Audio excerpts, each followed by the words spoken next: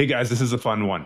Instead of me interviewing somebody, this is somebody interviewing me. This is Cody Stry, who runs the Codyjitsu podcast, who's interviewing me for once, turning the tables.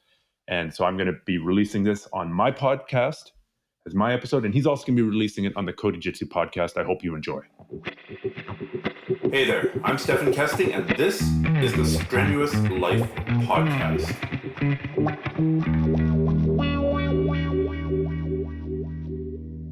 Hey guys, what's going on? I'm here with Mr. Stefan. Stefan, how are you doing this evening? I am very well, thank you. And you? I'm doing good. I just got done training Jiu-Jitsu for about an hour and a half and dealing with a slightly hurt shoulder. So that made for a really fun practice of getting thrown the entire night. How do you hurt your shoulder? So today, as I was on my way to work, my boss gave me a call. I help run a small business, and we needed some salt to put around the building to clear away some of the ice because we got a lot of rain and then it froze instantly overnight. So everything is like, when you see online those pictures of everything turning to ice, that's what it looks like here in Wisconsin right now. So I had to get a bunch of salt before work. And I don't know how big the bags were, but they were big salt bags. And, Stefan, I'm 27. I've deadlifted almost 5 plates. I feel pretty strong. So I grabbed those bags and I try to just hang clean them up. I caught my shoulder just perfectly the wrong way after it's been healing from an injury. So I'm just dealing with that tonight. I got it all taped up and got some ice going and some chocolate milk. It's the next evolution of strength training. Instead of Bulgarian bags and sandbags, it's salt bags. It's much, much harder than Bulgarian bags. Well, I'll give you my standard advice for training with a bad shoulder. It's really, really hard to do it, but the one thing you can actually improve is your guard. If you've got a bad shoulder, you just take that bad arm of yours and you tuck that hand in your belt. So you got 2 feet in one hand, and you find some training partner who's willing to do the same. So if you tuck your right hand into your belt, he tucks his right hand in the belt, and he tries to pass your guard. And you just go like that. And if he passes your guard and holds you down one-handed for 3, 4, 5 seconds, you break and you reset. So there have been times I've had an injured arm. I haven't injured my shoulder that much, but certainly the rest of my arm's gotten pretty banged up. And doing that training method and really isolating the leg work has really, in those times, really helped bring my guard level up, even though I couldn't do much in the rest of jiu-jitsu. Now, doing takedowns with a bad shoulder, even guard passing with a bad shoulder because you're posting all the time, I think that's a much riskier business. But for what it's worth, that's my advice for training with a bad shoulder. That's probably where I'm going to be this weekend. I do a lot of judo, and I try to do it in a way so it's protective of my shoulder, so they're not getting torn the wrong way. But just feeling how it is today, if it doesn't heal in the next 2 days and kind of go away, that's probably where I'm going to be. Is just tucking it in and just letting the snakes that I train bite me. I trained years on and off in judo. It was my first martial art when I was 12. And then when I started getting heavily into the ground fighting, before there were official jiu-jitsu gyms here, I did find a judo dojo that spent 50% of its time pretty much on the ground, which is pretty unusual for judo because most judo is probably 80-20, 80% standing, 20% on the ground. Yeah, 50-50 is unusual. 50-50 is unusual. So I lucked out and found a club that was really well aligned with my goals. But all that time in judo really did teach me it's really hard on the body. It's not uncommon to be watching a judo tournament and have 2 or 3 people go off to the hospital in spine boards.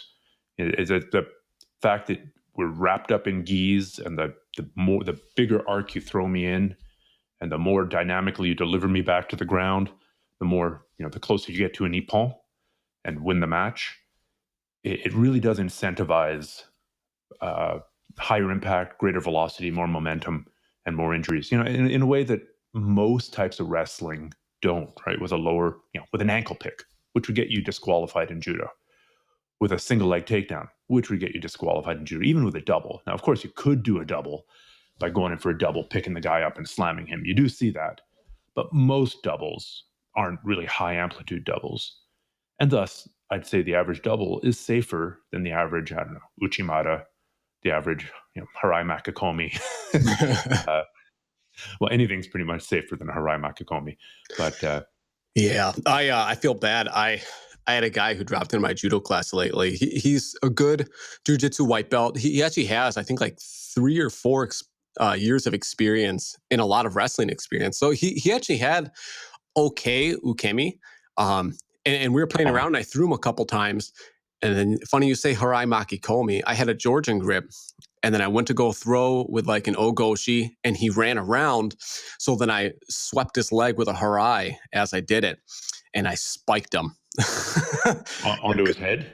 Kind of like head and shoulders. Yeah, he was fine because we're both younger guys. But yeah, it's just funny that you bring up the Harai Maki Komi specifically.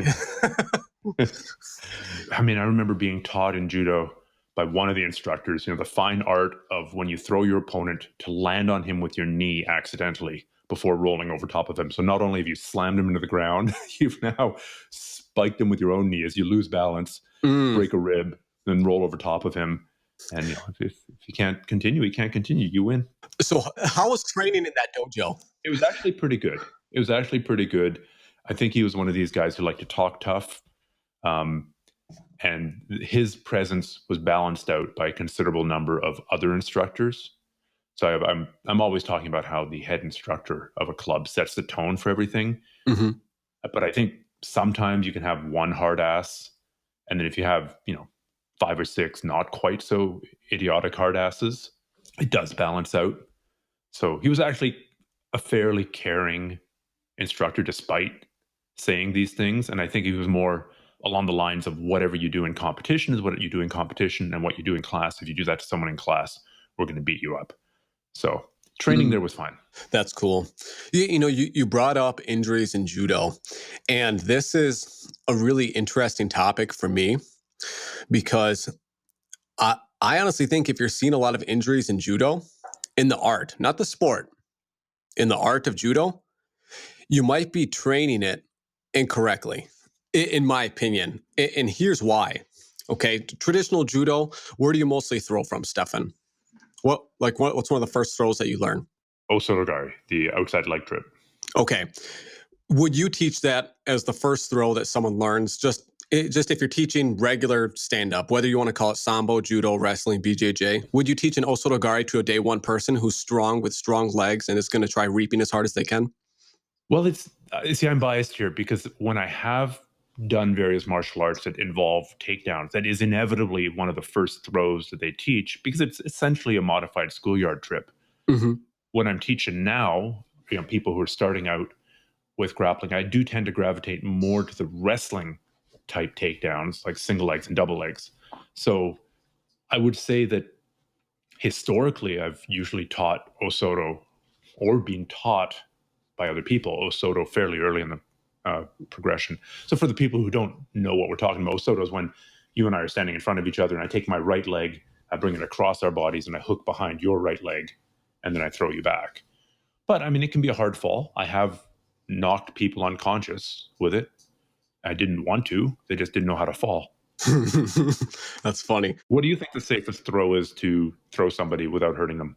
Not Kosotogari. I know that a lot. It's the regular thing to say for a lot of judoka that Kosotogari is one of the first throws that they learn, and I think it's an effective throw, and it is easier to learn. But I think in the heat of the moment, especially in randori, it's very easy to try to throw it without actually having kazushi off balancing your opponent, and you end up getting a really bad knee reap, or even worse, you get a knee to thigh collision. And now that person has, a torn ACL or whatever it is. Just that outer reap is hard. That's what I've seen with Kosotogari. I'm not saying it's a bad technique at all. I'm just saying when I teach stand-up to students, specifically judo stand-up, Kosotogari is not on my mind at all. The first throw that I usually teach to people is Kosotogari. So if I'm standing with you, I take my left foot, I put my left foot behind your right foot, I off balance your shoulders so that you can't post out with your right foot, and then I put your butt to the ground. I like that specifically because if I miss my Kosotogari, I still have you a little bit off balance, and I could shoot a single leg right off of the Kosotogari. That's one of my favorite ones to do. Yeah, I think as an art, it's reasonably safe. As soon as you go up to randori, which is the sparring, I've seen a ton of injuries in randori, and now you take it to competition, And I think there was a study once, and I haven't been able to find it again, but it analyzed, I want to say, collegiate wrestling statistics.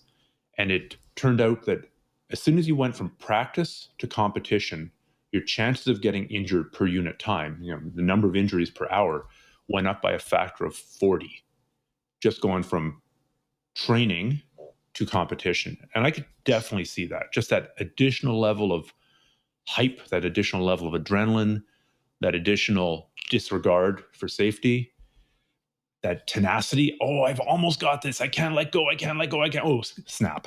That you see that a fair bit going to comp. So certainly I think we could agree the competition is way more dangerous. Oh, I agree 100%. But I also want to say that judo sparring, I think, is more dangerous than, say, grappling. And I think that's why a lot of old judoka end up doing nothing but newaza.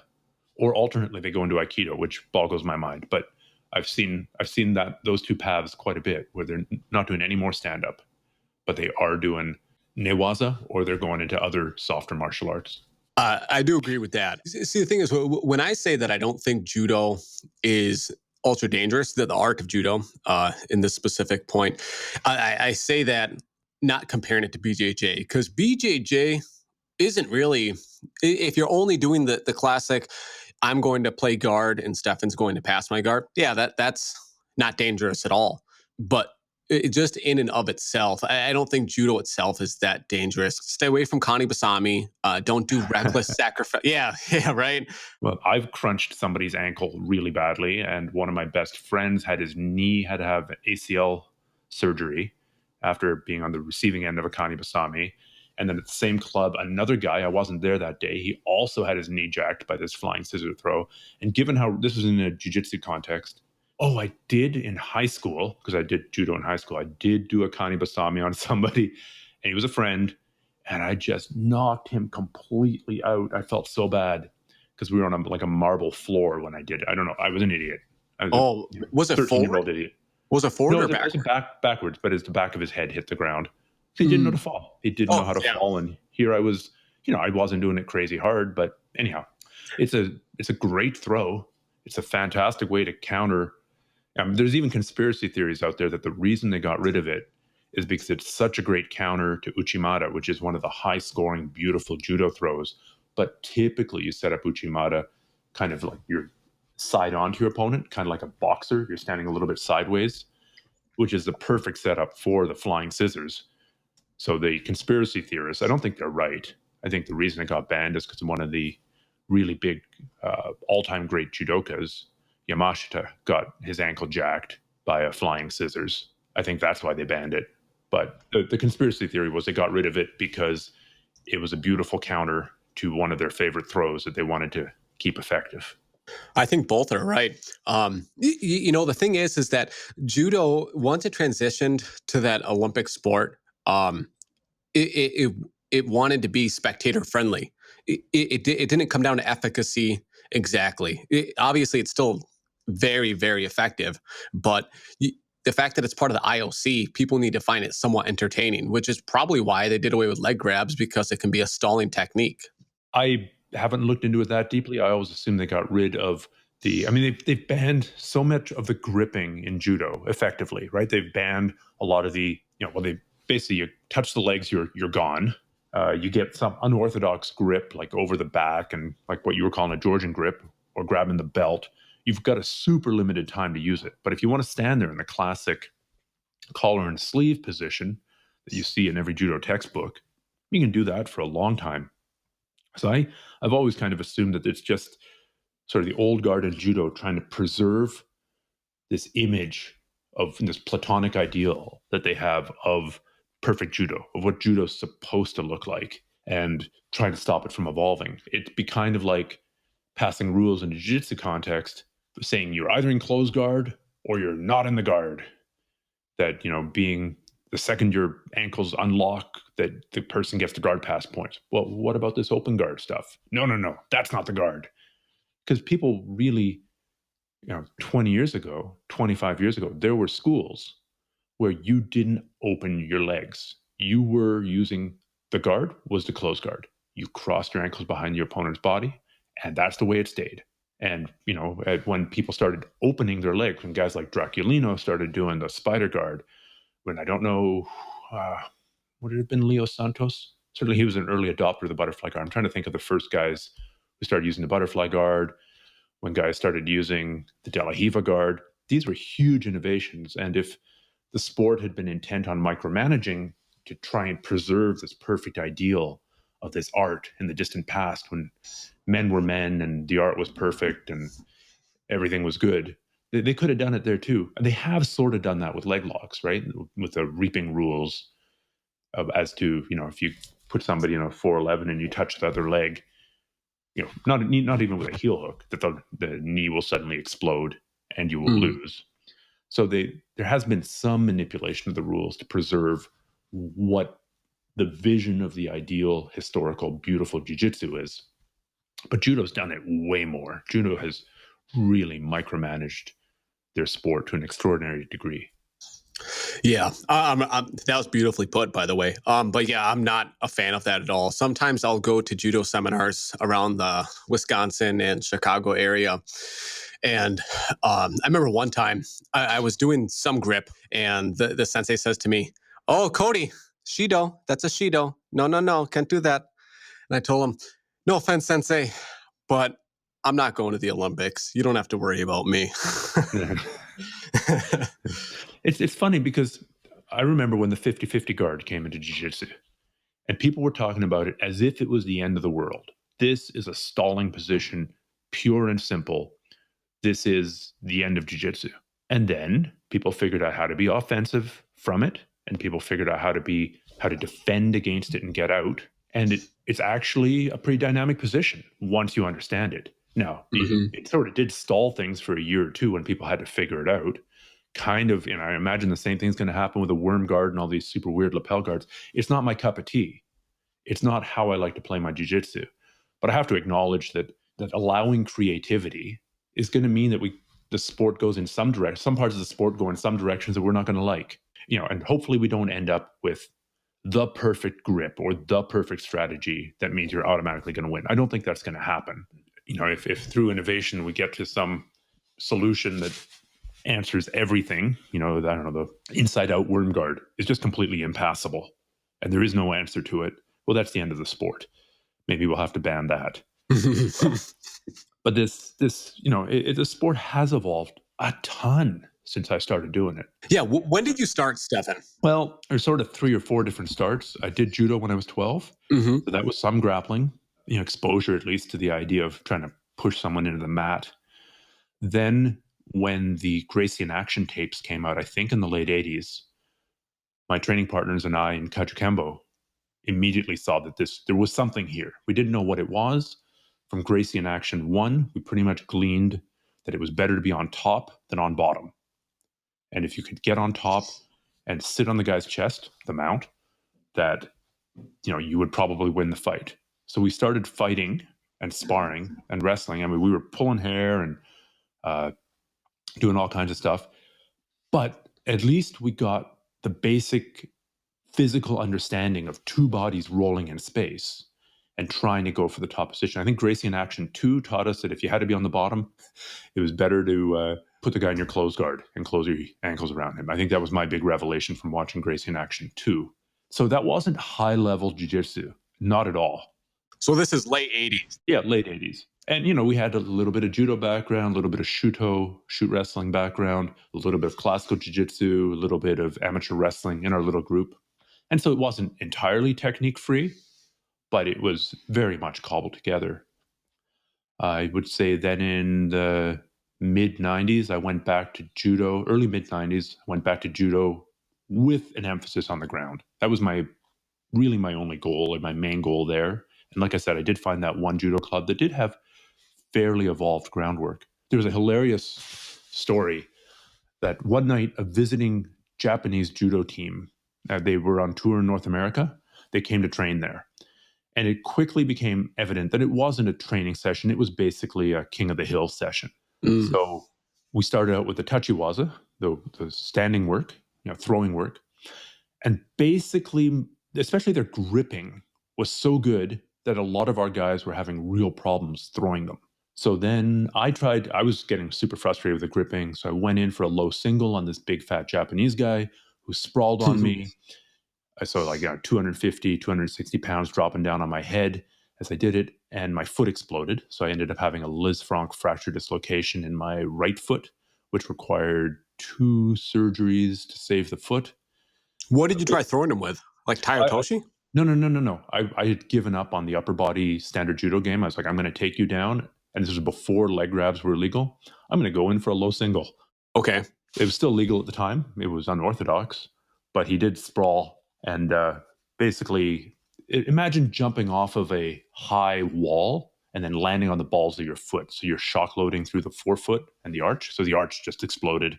Okay. Yeah. So it happens a lot in football. It's apparently named after a surgeon in the Napoleonic Wars who amputated the feet of a whole lot of cavalrymen, because if you were riding along on your horse, got thrown off your horse and then dragged across the battlefield by the stirrup, that would also destroy your foot.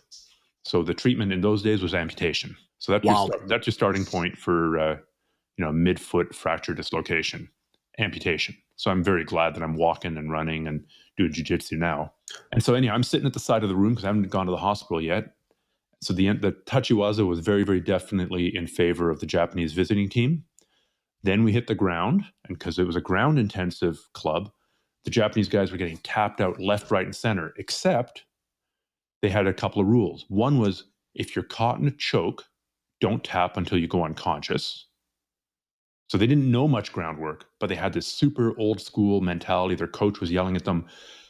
If they were caught in a choke, they weren't very good at defending them, but they had to go unconscious. And if they were caught in an arm lock, they couldn't tap out until something had popped a couple of times. So at the end of the night, there were a couple of guys, myself included, sitting off to the side, nursing injuries from the Tachiwaza. And there were about 3 or 4 Japanese guys also sitting off to the side, holding their elbows that had all been popped with straight arm bars and kimuras and urigarames and judo. And so it was just complete carnage. There was so much injury that one night. It was insane. Then I hobbled off to the hospital, and shortly thereafter figured out that I needed to have surgery right away. Wow. So that's mid-90s. I saw a picture on Instagram of you with a blue belt getting your 4th stripe, and I think it was 1998. So guide me up to that point. Well, okay, so it's a very different situation then. At one point, I had a training partner, and we were just focusing on the jiu-jitsu stuff. We were trying to, we had a couple of VHS tapes available. We were part of a sort of an underground group that would get together and train just jiu-jitsu. And one guy would have gone off to do a seminar in Chicago. And another guy would have gone and taken a couple private lessons with some guy in Seattle. And another guy would have bought the Pedro Carvalho BJJ set, which was like $300 or something crazy then. A bunch of VHS tapes showing like 5 techniques per videotape, and then showing it again in super slow motion from 4 angles. Just terrible quality. But it was some information, and some information was better than no information. So we had a small training group going by the mid-90s as well. And then finally, a blue belt came to town. It was Przemek Drobczynski, who's also been on my podcast. And he ended up becoming my first Brazilian Jiu-Jitsu instructor. And he was a blue belt, and I learned a ton from him. To be fair, he was a really good blue belt coming directly from Carlson Gracie. And he was already a North American, I think, WKA kickboxing champ. So he had a really strong martial arts background and really loved the art. But he taught me stuff that I still use today. So my first instructor was a blue belt. And after that, I started training with Marcus Suarez, who was a black belt, again, from Carlson's. And those are my main jiu-jitsu influences, although I've had a whole bunch of other people help me out along the way. Yeah, so by 1997, I was doing jiu-jitsu formally with an instructor, or maybe late 96, doing jiu-jitsu formally with an instructor, doing official approved Brazilian jiu-jitsu. But there'd been a lot of grappling. So when people live in a place where there's no instructor, man, there's no excuse. You can create your own training group. There's so much information out there now. And if you travel a couple times a year to go train with a school that's where everyone's better than you, and then you go back and you train the stuff that you've learned, and you train additional stuff, and you fill in the gaps. You might not win the mundials in your first couple of years, but you are going to get better. And sometimes being a one-eyed man in the land of the blind, you are king.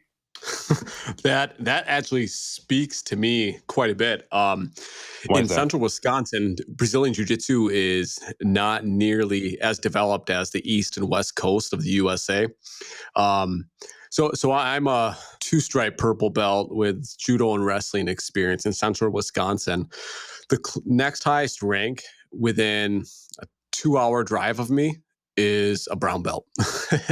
And there's a couple brown belts around central Wisconsin, and that's kind of about it. I started training underneath a purple belt, doing a 2-hour round trip.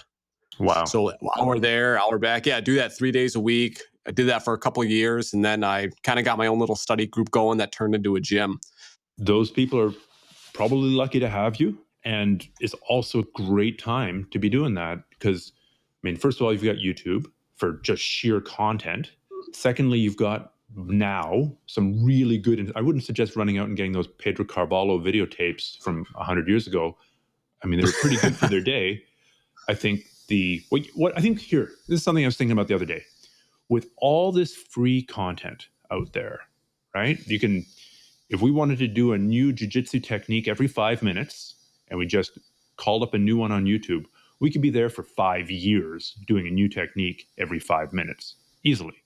But when you get an instructional, what you're paying for is not really content because the content's out there. You're paying for context.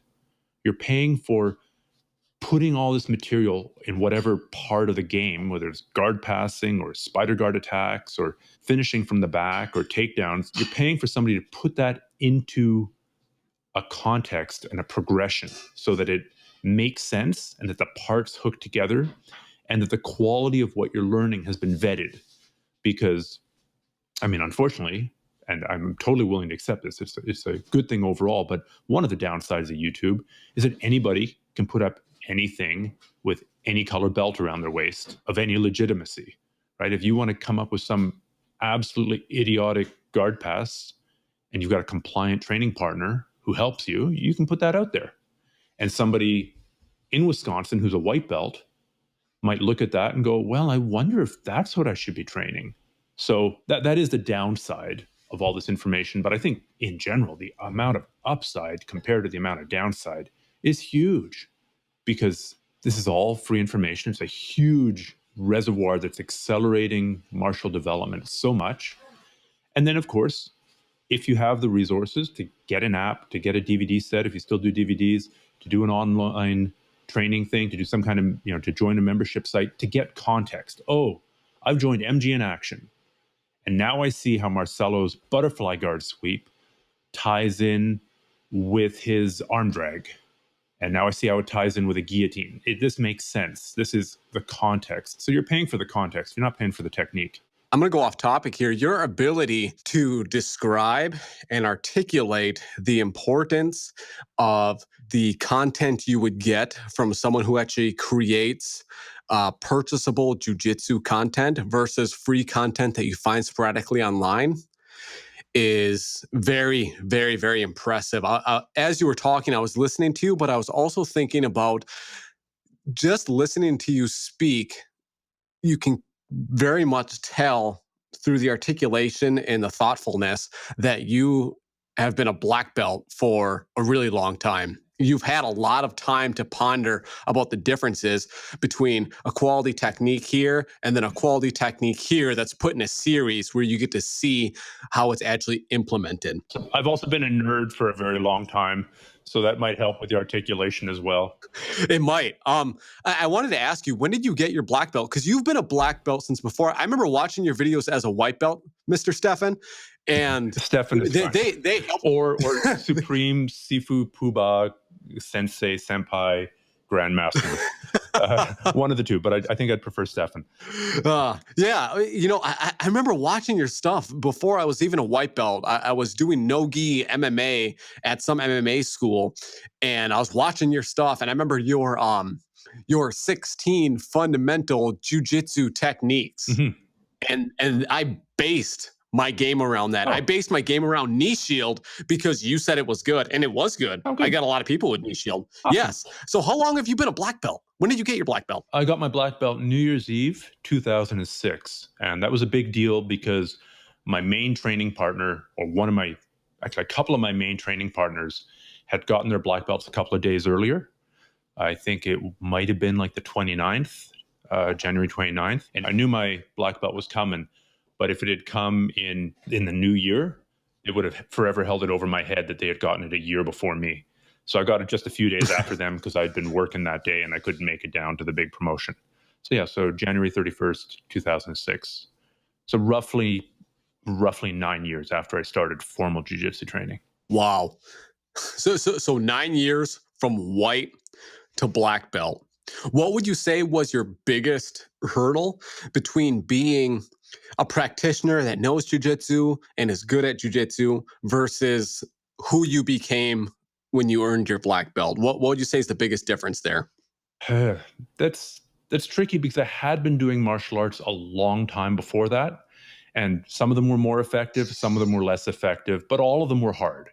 Even the completely fake kung fu stuff, where you couldn't really use it to fight, it was still physically difficult because you're holding low stances for a long time till your legs start shaking and you fall down, right? It was still hard. In terms of the biggest change, honestly, it's kind of boring, but I would just say technical knowledge and understanding of the context of when you would use this technique and when you would use that technique. I don't think there's anything super special about a black belt. From purple belt to black belt is really a question of refinement. Okay, when you start as a brand new white belt, you don't know anything. And then people, you get one stripe white belts worrying about what should my game plan be? No, it's way too early. Learn the 30, 40, 50 basic jiu-jitsu techniques, or the 16 basic jiu-jitsu. Start with those. Start with the 16 basic jiu-jitsu techniques. Then spread it out and learn a couple of sweeps, 2 or 3 sweeps from every position, 2 or 3 submissions from every position, 2 or 3 escapes from every position. And when you learn that, you can pull them off semi-regularly, then you're a blue belt. As you get better in blue belt, you're going to learn more techniques. You're going to start learning to hook them together. And by purple belt, you're starting to think in combinations, right? How do I set up my collar choke? How do I use my collar choke from the guard to set up my hip bump sweep, or to set up getting a different arm entanglement that I can then go to a triangle choke? You start thinking in terms of combinations like that. Really, late purple belt, you're starting to think about game plans typically, although you might be doing that earlier as well. Like, what are my moves? What moves do fit my body well? What moves go together well? If you have this awesome killer De La Hiva sweep, and you have this awesome killer triangle from butterfly guard, and you have this awesome killer sweep from half guard, that's not a game plan, because you try your one De La Hiva sweep and it doesn't work, and now you're going to have to disentangle your leg and completely switch to half guard and try that one technique there that might not work, and then you're going to have to extricate yourself from half guard and go back to butterfly guard and try your technique there. No, you need stuff that's going to complement each other and fit. You try technique 1 and you're going to get resistance. Either the guy's going to do this, this, or this. If he does the first thing, then you respond with your answer for that. If he does the second thing, then you respond with your answer for that. So I think maybe just having to get back to your question, I'm kind of rambling here, going towards black belt, you tend to have more answers for more situations. Well, I'm trying this armbar, but it's not working because of this. Okay, what are the things I can do to fix it? What are the things I can do to counter what he's doing? And is this kind of counter good for this kind of opponent, right? This guy's really crazy muscular in the upper body. Okay, well, then this one grip break probably won't work. This guy's got a really high pain tolerance. Okay, well, then maybe this other counter to the armbar, to him blocking the armbar, won't work in that context. So really just having more answers to more questions. And I still don't, people hold a black belt on a pedestal. There's a ton of stuff I don't know. When I do my instructionals, I stay in my lane usually. And if I go outside of what I know, I'm usually pretty good about identifying, like, hey guys, I've also seen this answer. I don't use it, but I'll show you. I'll show you what I've seen, but I'm probably missing some of the details. So you have to be very careful because nobody knows everything. Would you go to Marcelo Garcia to learn spider guard? I don't think so. No. Yeah, he'd be the wrong guy. So Yeah. Regarding spider guard as well, Stefan, I'm 5'8" on a good day and 170 pounds. These legs are only good for butterfly sweeps, and that's it. I can't play spider. yeah, maybe some of the half guards would work for you as well. Yep, half guard, butterfly. I like to play a lot of closed, kind of like Crone Gracie's kind of game. He plays that slow, closed guard. I really enjoy that. Cool. I'm kind of boring when it comes to jiu-jitsu. But in regards to you, what do you like to play? I always hear you talk. So is Hodger Gracie. Very true. Yes. Yeah. Well, what do you like to play for jiu-jitsu though, Stefan? I always watch your instructionals and I marvel at them. I like the small details that you pick up, but I always think he's teaching the internet this, but what does he like to do? Like if you were going to teach a seminar, what would be the guard pass and the sweep and the submission that Stefan Keston would teach? Mm-hmm. If you're a competitor, if you're competing, and I'm not competing anymore, then you have to take your game plan and hone it down till it's razor sharp. And you have to just focus on that one aspect, whatever it is, right? Like the example I always use for game plan design is Bernardo Faria. He uses the over-under pass, he uses the knee shield guard, and uses a deep half guard. That's 80% of his game, maybe even 90. He knows a lot more stuff, but when it comes to competing, when the push comes to shove, he narrows his game down. So if you're not competing, well, then you've got a lot more leeway to experiment and go down different rabbit holes. I went through a little De La Riva phase about a year ago, and I had some fun there. I don't use it much now. My mainstay for the last, I want to say 5 to 7 years has been butterfly guard, X guard, single leg X guard. Those 3 positions, I'm really enjoying them. My legs are not crazy long. I'm tall, but most of my length is in my upper body, not in my legs. With a 32-inch inseam and fairly big thighs, it's not like if I can get a triangle choke closed on you, it's going to be tight. But getting it closed on you, especially with bigger legs, it's tough. So basically, my game is based more on sweeping from the bottom.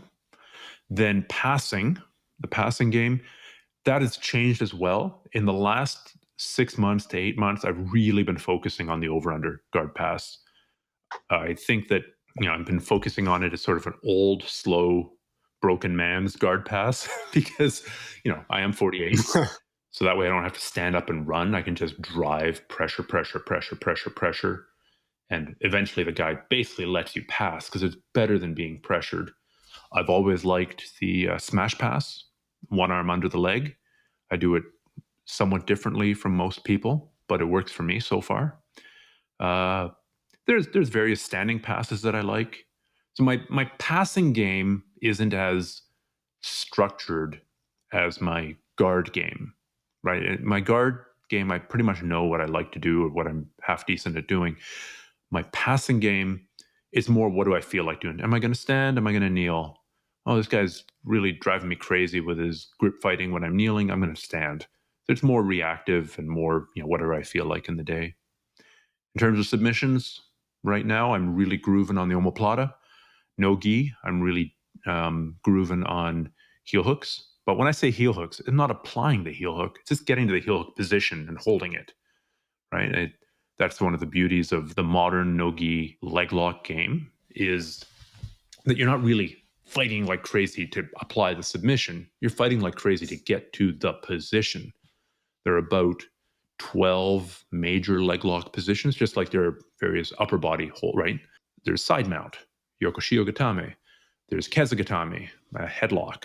There's Kazure Keza. There's Ushiro Keza. There's north-south. There's knee mount. There's mount. There's back mount. These are positions. And if we wanted to, we could just fight really hard for position without ever going for submission. So the funny thing is, with leg locks, you can do the same thing.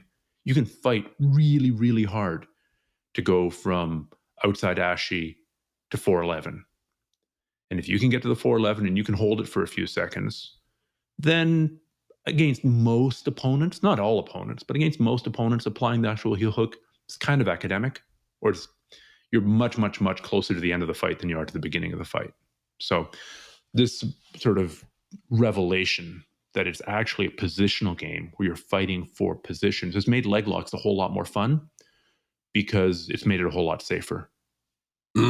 Yeah, that's something I found really interesting with leg locks becoming en vogue again, is that it's actually reminiscent of the roots of jiu-jitsu where they say position before submission. Leg locks, especially with that Danaher podcast with Joe Rogan recently, everyone is talking about it. But it's kind of something that's already going on, especially if you look at like Sambo. I don't know how big you were in the Sambo at all, Stefan, but they have been using that philosophy of position before submission in terms of leg entanglements for years. I have a book from Scott Sonnen that was published years ago where he talks about the efficacy of controlling the entire body from the saddle or from the side saddle, etc.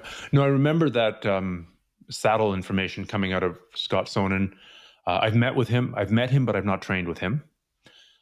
Most of the Sambo guys I've trained with, I wouldn't say that they had that emphasis, even if they enjoyed leg locks. So I've trained with, I want to say off the top of my head, 3 or 4 Sambo guys, only one of whom was really very good. Actually, that was Oleg Tartarov, fought in the early UFCs. Really good instructor, excellent pedagogy, excellent teaching methods, excellent philosophy, really good guy. I really enjoyed it. I got a ton out of it. But he kind of, I don't know how he teaches it now. Actually, I think he's on some crazy reality show or reality cop show in Russia now. So I don't think he's in the US anymore. I think he is. I think I saw that on his Instagram. It's something crazy. Oh, whatever. You got to pay the bills somehow. Who am I to pass judgment? Better than doing a 9 to 5, right? Yeah. But if I recall, and I am interpreting his approach correctly, at least for leg locks, it was like, here's a leg lock. So I think Scott Sonnen, I don't know where he got his information from or if that was synthesized in his head. I know that it was a big influence on Eddie Cummins. I know Eddie Cummins looked at Scott's material, and that was one of the big influences in the development of the leg lock game over there. So again, it's a lateral transmission of information. If it's not YouTube, then it's DVD sets. If it's not DVD sets, then it's online streaming. If it's not online streaming, then it's membership areas. It's we just never in the history of humanity has this been available for martial artists. You couldn't, in 15th century Florence, if you wanted to learn more effective dueling techniques, you couldn't pop onto your iPad and check out this new, cloak and dagger combination. When you light your cloak on fire with your lantern and then swirl around the opponent's sword 3 times in a counterclockwise motion, then stab them in the foot. This didn't exist. If you had information about, the other people, it was probably, how would you know? Like somebody would have seen some crazy Spaniard do something one time in one duel somewhere in a different city. And then it kind of came down and you'd have this half-ass broken telephone version of it. Now we can see exactly what people are doing on video. Pretty hard to hide. Stefan, your metaphor confused me. What are you talking about? You're like, he's got daggers and he's got this cloth on fire and he's spinning. Where are you going? My point is, in historical times, there was no way that you could spy on your opposition, really. There was no way you could see what a developing trend was in sword fighting, say. Samurai in Tokyo, in Japan, couldn't see what a samurai in Hokkaido was doing in his last 5 duels. Now you would be able to. Now you can see immediately. Gary Tonin went out and he used an omoplata to back take to rear naked choke transition. Isn't that a cool transition? We should drill that. I'm sure you've done it. I'm sure you've seen some cool footage that you've gone, man, I've got to drill that. Oh, absolutely. I just love your comparison. Yeah, I'll give you that was a bit baroque. These were closely guarded secrets, and you couldn't really, if somebody had used one of these closely guarded secrets, like the lighting your cloak on fire and swirling around your opponent's épée 3 times and stabbing them in the foot, if somebody had used that at some point, it wasn't like there was a permanent video record of it. All you had would be maybe verbal accounts. Maybe a friend of a friend of a friend had seen somebody do this one time.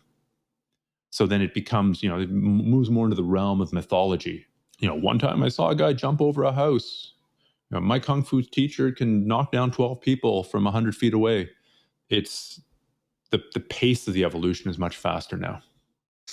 I agree with that. I've been teaching Jiu-Jitsu at a basic level, I think, since 2015. And I train every day that I can, Stefan, which turns into 7 days a week. And man, when people just get that mat time, I had a 16-year-old in my class who wrestled just a little bit. He was, a subpar wrestler, nothing fancy. But the way that he took to jiu-jitsu in conjunction with the ability to just search online, like you were discussing earlier, the kid earned his blue belt in like a year and was giving purple belts trouble. It was really impressive. And I attribute, obviously the kid is smart and dedicated, but I also attribute a lot of it to just this open source of information and being able to cross-examine and break everything down. It's really neat. I agree 100%. And as well, does he compete? Yes, he competes every chance he gets. So you've got, especially compared to the early days in jiu-jitsu, when there were a couple tournaments a year, maybe, there might be, trying to remember when the first, when I started jiu-jitsu, there were no tournaments. It was a big deal when there were the first tournament, and I think there were 2 a year. And now, if you wanted to compete, if you were willing to drive, in most places, if you're in Southern California, you can compete every bloody day. But if you're willing to drive a little bit, you can get a ton of competition experience, and that's really valuable. I mean, of course, you can proceed and progress and get ranked without competing. You don't have to compete. And in fact, you do compete every time you step on the mat for a sparring session. But it's different if it's in an auditorium against a guy who you've got no idea what he's good at, and there's a whole bunch of people watching and yelling and screaming. And, that's different from competing in class. And it's funny, like you see sometimes new people come into a jiu-jitsu class and everyone's just a little bit on edge because the guy's got a purple belt, but you don't know what he's good at. Is this a sleeve choke guy? Is this a knee bar guy? Is this an arm bar guy? We don't know. And so we better be on edge here. We better be careful because I've got a training partner. I think I've been collar choked once by him in a couple of years. So that's not a lot, right? Because we're roughly equal level. So when he starts digging for the collar choke, I don't even worry about it. I don't even worry about it really because I know he's just doing it to set up his arm bar because he's really good at arm bars. So the collar choke is just a scratch and I basically ignore it. This is a habit that would get me into real trouble if I was to apply this across the board. And there are other people, if they start hunting for the lapel, they start going for that collar, you had better pay attention because if they get that first hand in deep, you're going to tap out. So this is an example of me being a little bit complacent under certain situations with certain opponents. But you can't do that if you're competing. Yeah, I tell all of my white belts, if they want to earn a blue belt through our affiliation, I strongly urge them to compete or at least cross-train. If we have a seminar and you know that someone from the town over is going to bring their white belts and blue belts and purple belts over, come to the seminar and get some damn rolls in. Roll with someone who you're not familiar with because it's going to make you feel more confident in your own abilities. Granted, I don't 100% require it, but man, I really strongly urge it to everyone who comes to my school and wants to eventually earn a colored belt, because there's just a different sense of confidence between someone who's competed versus someone who's never competed. Because in a sense, and I don't say this to disrespect anyone who hasn't competed, but if you've never, ever competed under pressure, you don't know how good your technique is because you don't know if you're going to fold to the pressure. I think is actually undermines that whole, well, are you sport or are you street jiu-jitsu? Well, I think this is a large part a false dichotomy because so much of a street situation is really adrenal stress management, right? The jiu-jitsu that you've learned by the time you've got your second stripe white belt is really all the jiu-jitsu that you need in 90% of street situations. If you can do a decent double leg tackle, pass the guard, get the mount, and choke someone out with a rear naked choke, those are all techniques you should have halfway through your white belt, then you're probably going to do all right. If you've got basic punch defense from the bottom, basic control of posture from the bottom, control of grips from the bottom, which again, you should be starting to get a hang of by the time you're halfway through your white belt, you're probably going to do all right. So what then is the difference? The difference is actually being able to apply it and being able to make the right sort of strategic and tactical decisions. You could do the wrong thing. You could do the right thing, but achieve the wrong ends. Like if I get in an argument with you and your 5 friends, and I decide this is a great time to take you down with my perfect double leg, and I blow you off your feet, and I pass your guard, and I go to mount, I've succeeded in my goal, but it's the wrong strategic decision. I shouldn't be trying to armbar you from mount when there are 4 of your friends standing around. So the most important thing is the ability to keep on thinking clearly. What clouds clear thinking is just that completely huge adrenaline dump and not being prepared for it. What's a good way to simulate that adrenaline dump? Competition. Because especially the first couple times you do it, you're going to be freaked out, probably. Some people aren't, but most people are. I know I was a very nervous competitor for the longest time. And it took a lot of competing in a couple of different sports, actually, not just jiu-jitsu, till I started feeling more comfortable. And I think ultimately in a self-defense situation, people say, well, what's the biggest weapon that you have in a self-defense situation? It's your brain between your ears. It's right, actually, because fighting would be one option. Grabbing a weapon would be another. Getting in my car and driving away. Yelling for help. Giving my wallet. Trying to get my friends to come over. Trying to figure out if I can jump over that wall faster than they can. Trying to figure out if I'm younger and faster than these guys so I can just run. Which direction should I run? All these things are going through your head in the street. And so the most important thing is staying calm and evaluating your options. In terms of this canard that, well, if you've only ever done De La Riva guard for competition, in a street situation, flop to your back and do De La Riva guard. Oh, come on. Really? And honestly, like if somebody did do De La Riva guard on somebody in a real self-defense situation, they're wearing a jacket, the guy on top's probably going to get screwed up if he's just some thug. He's not going to know what to do. I'm not advocating pulling De La Riva guard in a self-defense situation, but it would probably work out. But by far the more important aspect is the mental aspect, the dealing with the stress, the not losing your mind, not having your mind wiped clean by adrenaline. I agree with that 100%. Before jiu-jitsu or MMA, I was really into boxing.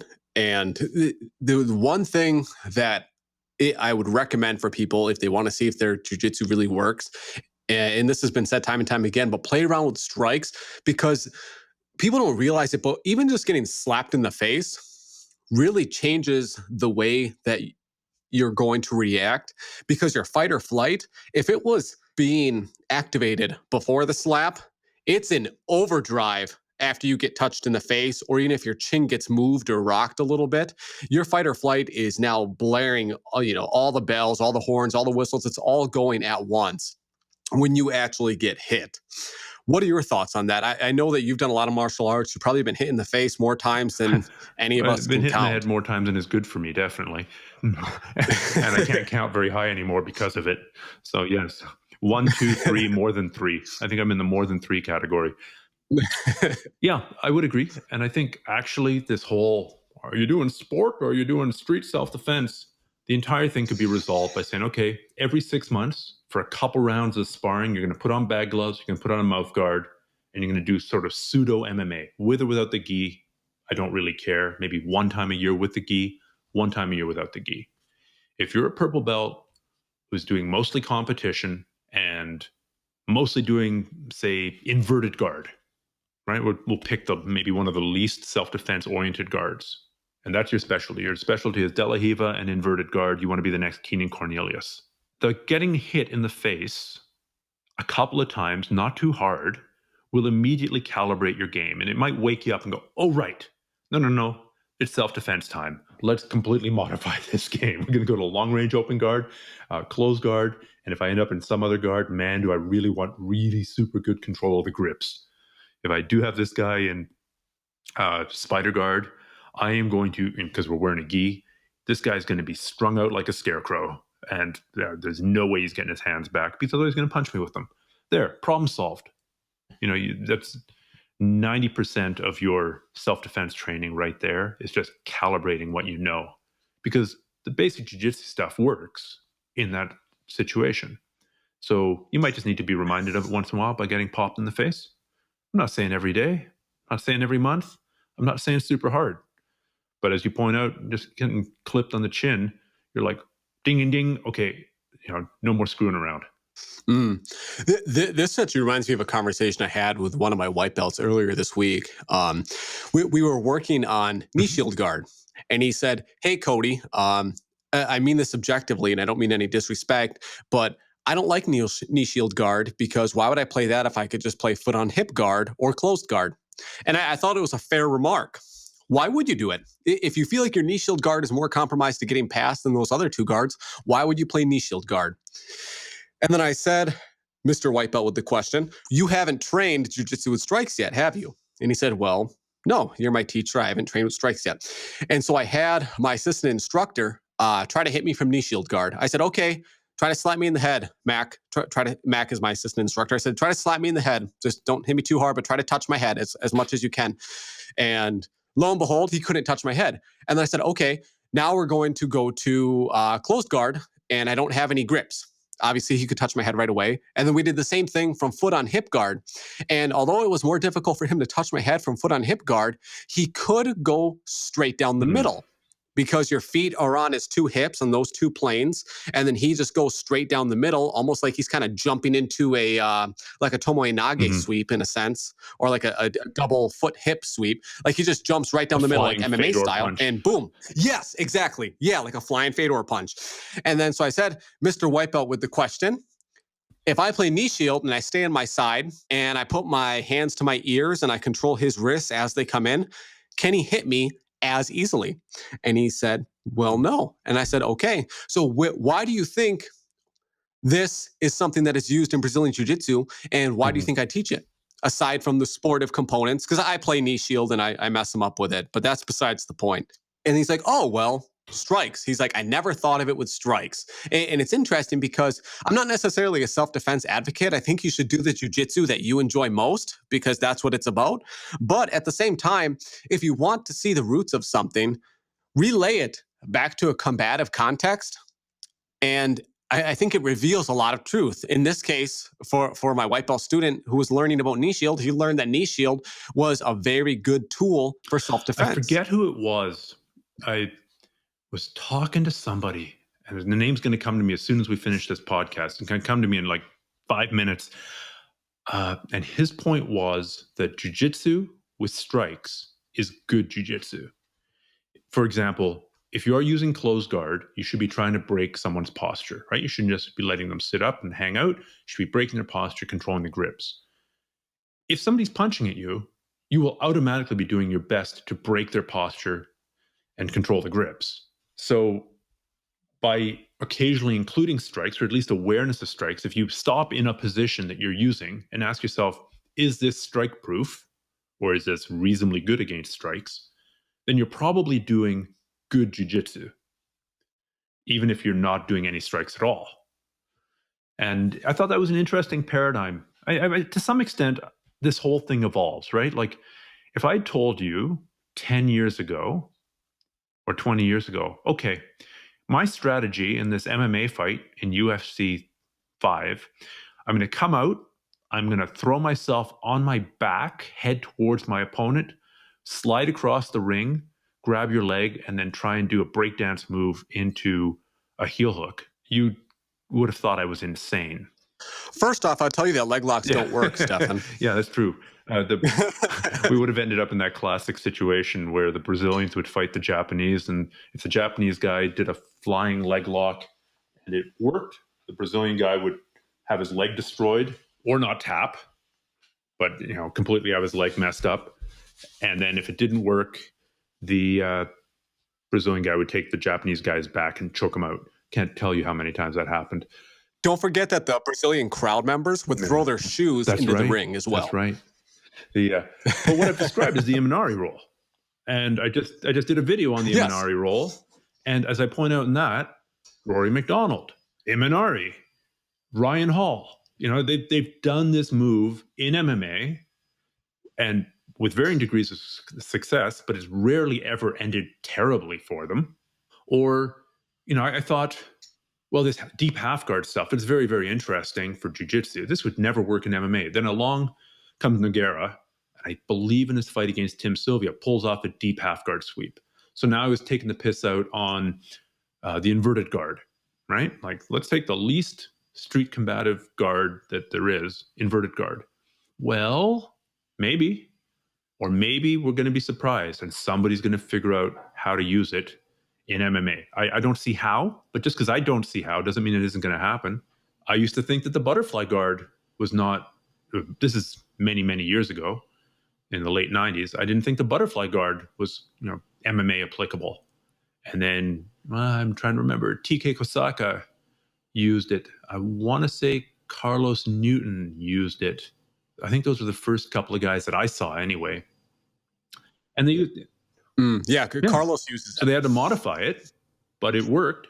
And now it's a fairly, standard position if you've got a decent grip on the upper body. You can't just do like a, relaxed sitting butterfly guard. You're going to get punched in the face. But, or if you were in Japan, you get kicked in the face. But there are ways to modify these guards. So we've seen, guard is just the easiest example to talk about because it's always the whipping boy for the self-defense crowd. Well, that kind of guard work would never work in self-defense. Well, maybe somebody will figure it out, right? Some guy with crazy grip, like a Nogueira, apparently his grip was just insane, will come along and figure out a no-gi spider guard that's just totally destroying everybody in MMA. Could happen. We just never know. Or I'll take another example. If I told you, okay, my strategy here is going to be to run past my opponent, run up the fence, run along the fence, and then do a flying roundhouse kick to the head off the fence. Does that sound like a good strategy? Well, if you're a ninja. It's been done repeatedly. Yep. Milwaukee, Wisconsin. Yeah, Anthony did it. So, yeah. And the sport evolves. If we don't constrain it, the sport evolves and people try new stuff. Now, maybe they're trying it just to get an interesting thing on their highlight reel, or maybe they're trying to do it because they really want to get an edge. Yeah. Talking about unconventional or like things that you don't think that are conventionally great for self-defense, working really great for self-defense. I know that wrestling is really great for jiu-jitsu, and wrestling is my base stand-up art. But at the same time, a lot of jiu-jitsu guys look past it, but judo is actually fantastic for self-defense because if you look at it, you have an upright natural posture. So you can't get kneed in the face. You can't get kneed in the stomach as easily. And you're able to tie up the hands. It teaches you hand control. It teaches you head control. It teaches you to control their center. I think that judo is something that's really overlooked in MMA. For sport jiu-jitsu with guard pulling, judo is a little bit harder to implement. But for the self-defense crowd, I think judo's really overlooked. And again, I'm saying the art of judo, not necessarily the IOC you take sport. an IOC competitor, high-level IOC competitor. I don't think he's going to have any difficulty in a street fight at all, throwing somebody onto their head pretty hard if they want to. Oh, but absolutely not. No. The whole argument that, well, you need the gi. Well, that's true. But there aren't really that many situations in life that you should admit to where you're fighting somebody who's, wearing only board shorts or, most of the time people can be wearing clothing. And even if they're just wearing, a t-shirt, wearing a jacket, wearing a windbreaker, wearing a parka like you guys are now in Wisconsin, you can get a good grip on somebody. So I think really that's, if there is a weakness of judo in self-defense, it's that it is reliant on the gi. It is reliant on clothing mostly. You can adapt it, of course. Caro Parisian was the best example I can think of a judo guy who pulled off some spectacular judo moves in the ring. And honestly, if that ring hadn't been the wrestling mat, padded and sprung floor, if that had been on pavement, I think a lot of his matches would have been a lot shorter. No matter how hard your fist is or your knee is, it's not as hard as the pavement. Yes, very true. Like my friend who I threw the Harai Makikomi with a little bit too hard and fast.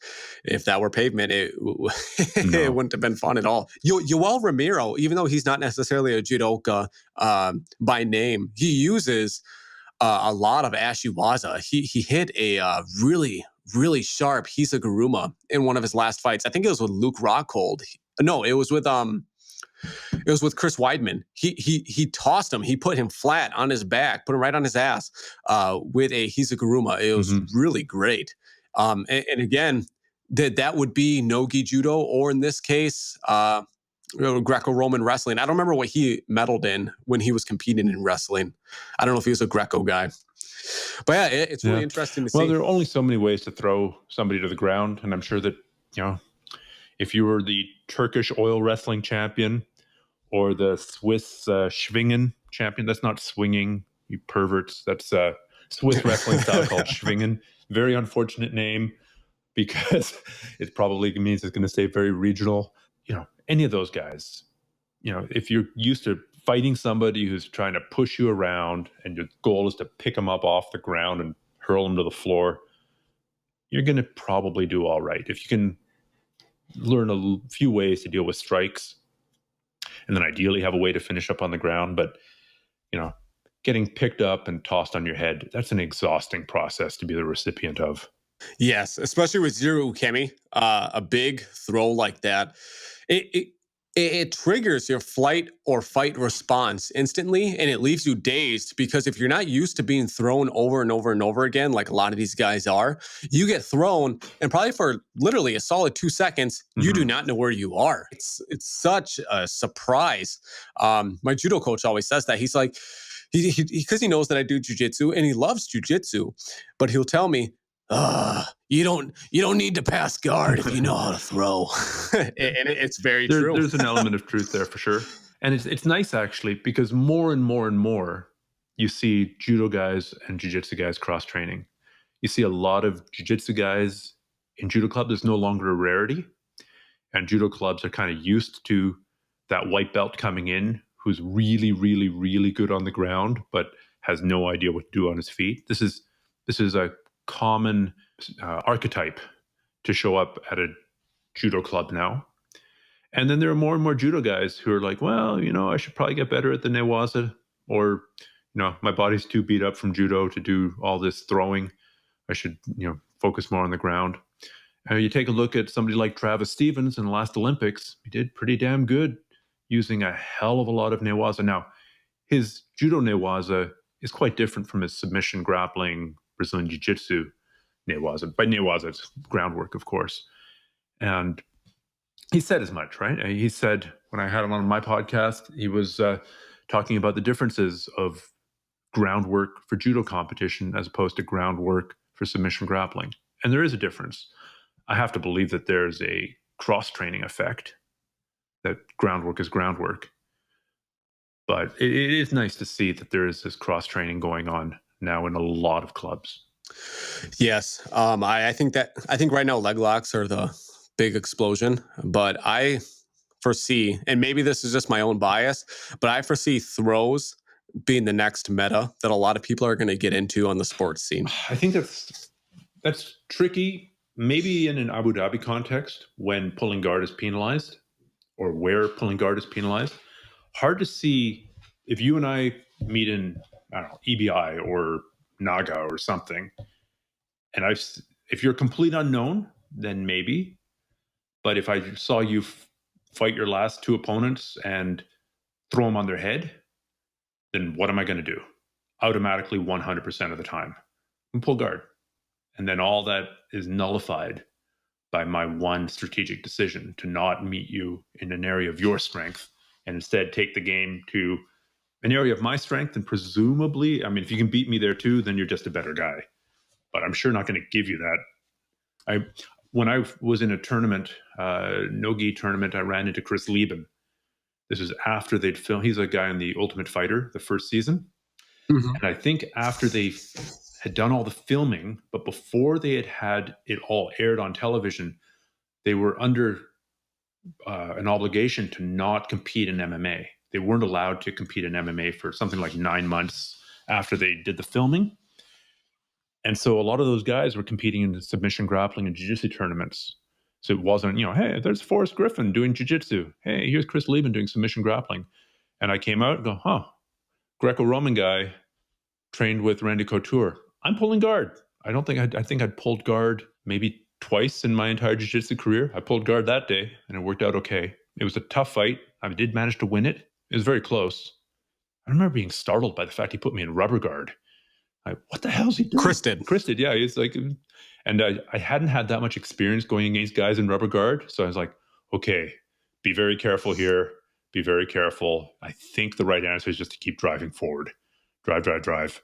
Do not try and pull out and leave one arm behind. But it was also just the shock of running into something from somebody that was not expected. Yeah. Did you sub him or did you win by points? It was points. He went for some Kimura type thing. And I know I went for a leg lock. And yeah, neither of us finished the submission. That's really sweet. That's something that you get to kind of take with you, that you fought someone who was like a top 5 UFC fighter. Yeah, but we're fighting in a submission grappling context, which is a very different thing. I mean, it's like... All right, you wrestled someone. Yeah, I mean, that's like saying I beat Mike Tyson at checkers. It's like, well, that's good, I suppose. But it's not the equivalent to beating him on his home turf at all. So, well, Stefan, I got to cut her early. It's 12:30 for me, my friend. Okay. Well, thank you so much. I've enjoyed this. It's been a very interesting deep dive into I think we spend an inordinate amount of time on judo, but that's 100% fine. Like, it's really important, and it's the root of jiu-jitsu, and the root of judo is jiu-jitsu. It was lots of fun getting your insight. I wish I had a little more brain energy. I kind of got zapped from training. I didn't think I'd be this dead. I usually don't podcast after training. I do it before. Maybe we can have another one sometime, though. I really enjoyed your conversation. And usually I have to talk with guests and really get them to talk. And that wasn't a problem with you at all. And I really appreciate the generosity on your end of having me on. I can't tell you how much I appreciate that stuff. And because I love the art and I love everything that you've done for it. So it's kind of like talking with one of my idols without sounding like a fanboy here. Well, I mean, you got your own podcast and you're helping the art too. So we're just pulling in the same direction. You are too humble, but I will take the compliment, my friend. Awesome. Well, thank you so much. Have a good night. Get some sleep, and I'll talk to you later. You too, brother. Bye-bye.